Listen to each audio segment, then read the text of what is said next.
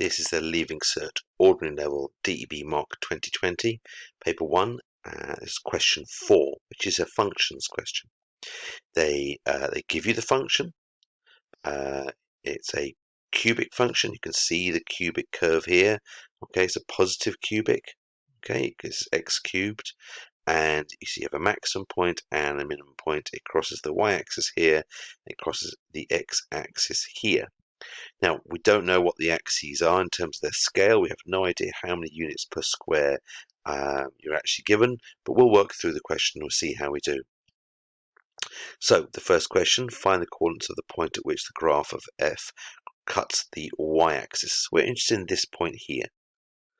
So, there's two ways of going about it.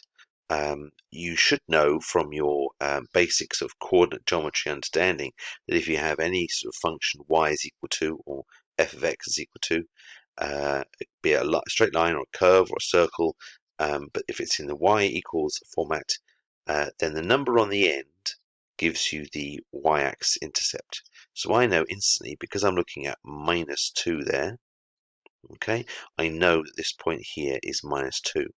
And I should be able to straight away write down the x value is 0, the y value is -2, and that's where it crosses. Okay, no discussion. Now, there is a more formal way of doing it, whereby you just say, well, for any point along the y-axis, x is equal to 0. If x is equal to 0, you substitute 0 in for your function to get the y value. So 0 cubed minus 5 lots of 0 squared plus 3 lots of 0 minus 2 gives you a value, which in this case is -2. So you know, therefore, the x is 0, the y is -2. Now, just be aware, if you're going to do this as a process, you do actually need to write down your coordinates at the end. It's not good enough just saying -2. You have to actually put it in the pair. So straight away we know that value there is -2. So we can get a sense of what the scale is. The scale looks like each square is worth 4. Okay, so that there would be 8, and this here would be -8, for example, argument. And I could carry on. I'm not going to add any more. We get the idea that each square is worth 4. So moving on to part 2. It asks us about find some other values when x is 4 and when x is 4.5. So we're putting in, in the same way as I did just here, I can put 4 into the function and get a y value. I can put 4.5 into the function and get another y value, and see what happens. Now, just very quickly, I don't have the flexibility to be able to read values off the graph. I don't know what the scale is along the y-axis. I don't know what each square is worth. Okay, so I have no idea where 4 actually is. Is 4 here? Is it here? Is it here? Which is 8 squares along? Who knows? Okay, so all we can do realistically is just do the sort of the numerical process. Okay, of substituting 4 into the function. So when you do 4 cubed minus 5 lots of 4 squared plus 3 lots of 4 minus 2, we get the answer of a -6. And if I put 4.5 into the same function,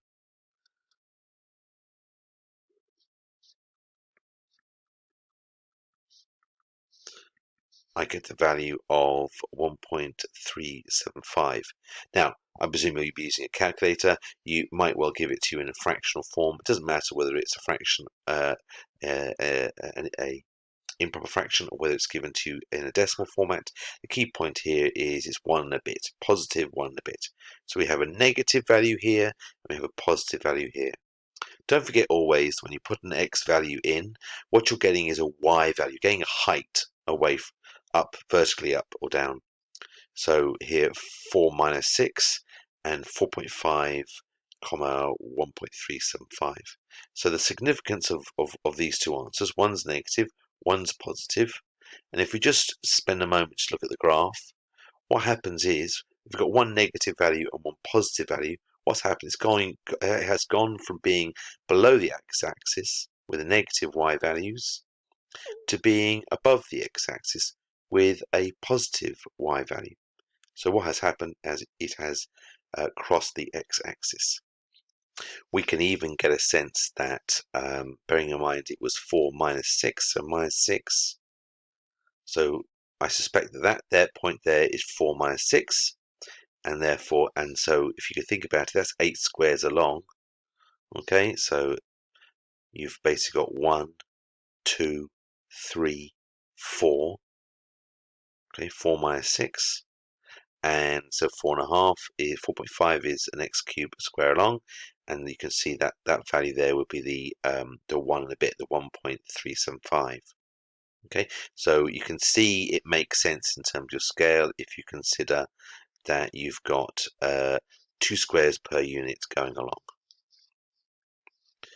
So in terms of our explanation, we can just say that it crosses the x-axis.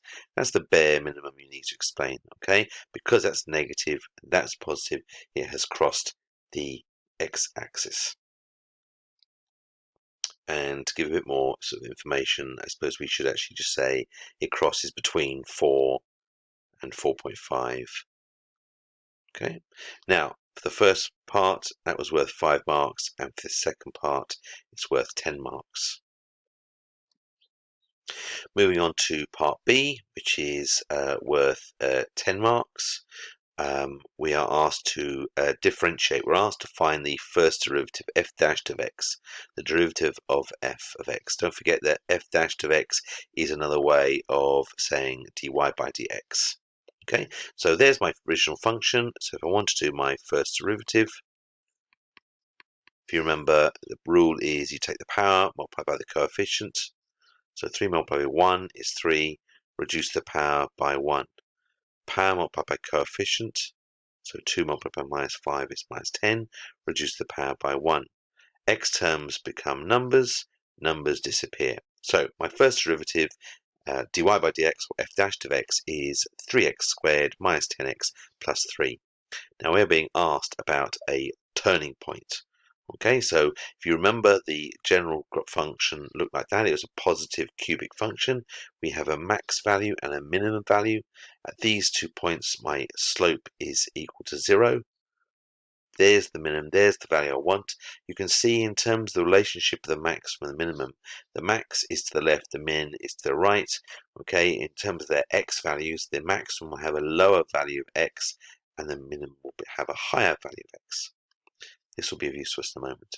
The key idea is at a turning point, your slope is 0. If your slope is 0, dy by dx is equal to 0 because it's the slope function. F dashed of x is equal to 0. In fact, this quadratic here, the first derivative, is equal to 0. Now I solve that. I can either use the minus b formula, or I can factorize it. Now, I'm not going to go through the process of factorizing.